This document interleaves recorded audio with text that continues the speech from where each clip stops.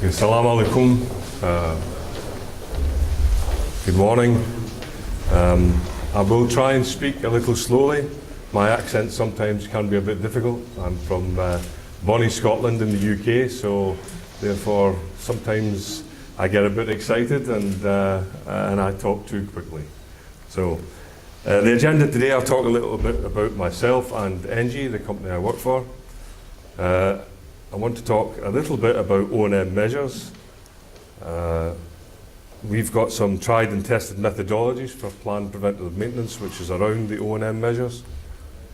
Talk a little bit about energy management, but Hassan has completely stolen my thunder with his fantastic presentation, so I'll be kind of repeating a little bit of what he talked about. And as I say, we'll talk a little bit about energy management. So myself, originally, as I say, from Scotland, I've worked in the Middle East for a number of years, and only recently came back to working out of Dubai, but also helping in Kuwait to grow our facilities management and energy business. I'm a chartered engineer, and it's interesting that your society was founded in 1962. I'm a member of the Institution of Mechanical Engineers in the UK, and they were established in January 1847. So a bit longer, but the same sort of idea. And I'm sure there's been contact between the two organisations previously. A little bit about Engie. There it is. We operate in global geographical network of local hubs, business units. I belong to the Middle East, South Central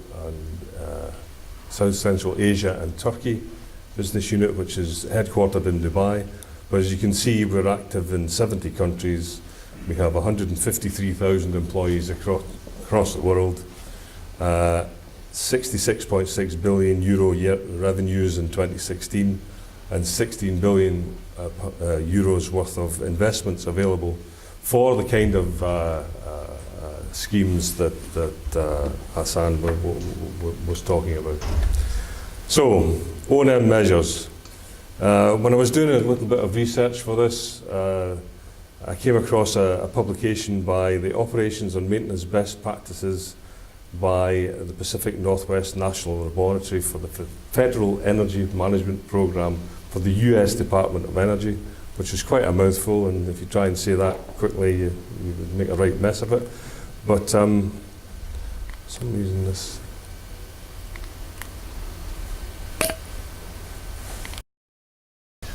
O&M measures cost approximately 20 times less and achieve roughly the same energy savings as retrofit measures. So again, that reflects on what Hassan was talking about. My background is planned preventative maintenance, and I do genuinely believe that if we do our O&M and do our planned maintenance properly, then we wouldn't have to do these retrofit measures, although Engie does do that sort of thing as well. Again, a variation on the theme that you were talking about, clogged coils use 30% more electricity, and it's important that you do your maintenance. So general O&M measures. What are O&M measures? My definition would be that it's the application of best practice engineering in relation to planned and preventative maintenance. So my idea would be that you would operate and maintain according to the manufacturer's recommendations, and the O&M manuals, when they come along at the end of the job, can help enormously with this. Sadly though, sometimes we don't get the O&M manuals and we have to make it up sometimes as we're going along. We also have got to take our local experience, because you know, the O&M manual might say change a filter every 6 months, whereas here in the dusty environment and the heat, we might have to do that every 3 months, and we have to take that into consideration. I would also ask that you ensure that the planned preventative maintenance plan is drawn up correctly in the first place. You know, make sure your asset register is accurate and up to date. And follow the plan when it says do it on this particular month do the work, but also employ good supervision, because what happens is we tend to let the people that do the maintenance get on with it, and we don't supervise them properly. And I find that something that we should do more of. And also record the defects. It's very important that you record the defects and make sure that you actually carry out any of the remedial work on the defects in a timely manner. So in relation to chillers and air conditioning, there is a regulation from Europe, a guide, which we call TM44, which actually helps enormously to make sure that your chillers and your AC are being operated and maintained in the correct manner. So there is an inspection that can be done by an assessor, which includes the initial assessment of efficiency, a review of the chiller and the AC system sizing, which again is a variation on what Hassan was talking about. It then would provide advice on efficiency improvements, replacements or alternative solutions. And then building owners or managers who control these systems do have statutory obligations and duties of care under these regulations in respect of the operation and maintenance of the chiller and AC system. It's something that, again, I believe in quite strongly, that if we do this, you will get the best out of your systems. So, our tried and tested methods for planned preventative maintenance includes a system called ORALE, which is for asset gathering. There's an element called NG Direct, and there's a planned preventative maintenance program generator, if you like, called Plan-On. I've got a bit of experience of this recently. I went across to London to see these in operation. For ORALE, the mobile solution is a tool for realising the technical inventory, in other words, the asset register, to make sure that the asset register is up to date, and the state of the building's facilities. And that's a handheld unit that you can actually upload the information when you're going around doing your initial audit. We then talk about NG Direct, which is a customer-facing web-based communication tool which enables private secure exchanges with our customers. This allows the customer to see, and I can't say in real time, it's not real time, it's real time day plus one, you know, how much progress you've made in relation to your maintenance, where we are with rectifying defects, that kind of thing. And then Plan-On. I've got to admit I was a little sceptical when I started to look at this Plan-On, but I've been convinced in the last few weeks, as I say, because I went to quite a number of sites in London to see what was going on, and they are actually using it to manage their planned preventative maintenance and the corrective and reactive maintenance and the customer requests. If you like, NG Direct sits on top of Plan-On, and the information flows between the two systems.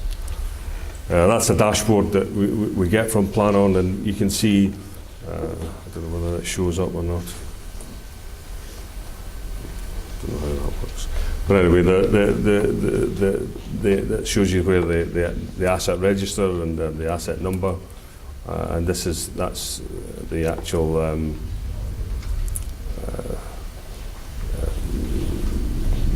365 days of the year spread out across on your plan.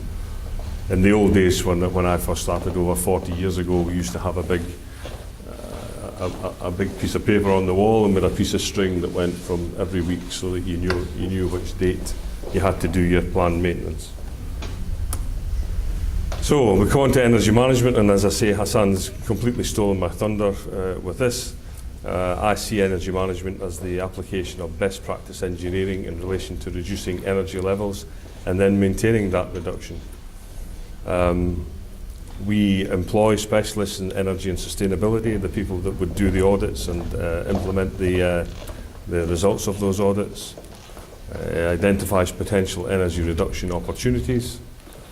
We have the energy intelligence element, which again we've talked about, where we manage, measure and derive reduction strategies. There's a 5-step process, again, that's what's been discussed fairly extensively. I would call them the identification, implementation, engineering and design, construction and project management to get the things implemented, but also measurement and verification, which in my case includes the ongoing maintenance that we have to do. So our vision, the NG vision, is for long-term contracts that integrate FM, maintenance and energy management to achieve that full potential in energy efficiency by understanding the assets, how they perform and how they are maintained at an optimal level. Collaboration, this is something that I really truly believe in. We have to collaborate with our customers to make sure that we get the best value and the best delivery for all parties. The scope and objectives and primary focus of the service is tailored to meet our customers' specific requirements. Start to finish, our energy management and FM delivery ranges from identifying initial concepts through to implementation and life cycle maintenance management. There are cost reductions guaranteed. NG can be remunerated from the savings achieved, effectively guaranteeing a cost and carbon reduction for the customer. And we have the advice, the expertise where the customer can benefit from the knowledge, expertise and experience which NG have with proven technologies, and also the insight and technical assessments of emerging technologies. Wind and solar is a big element of what NG looks at nowadays. So in summary, I would always say maintain your assets to the highest standards that you possibly can. Ensure maintenance is carried out using good supervision. Again, I don't think that's something that we're particularly good at. We just let the guys get on with it.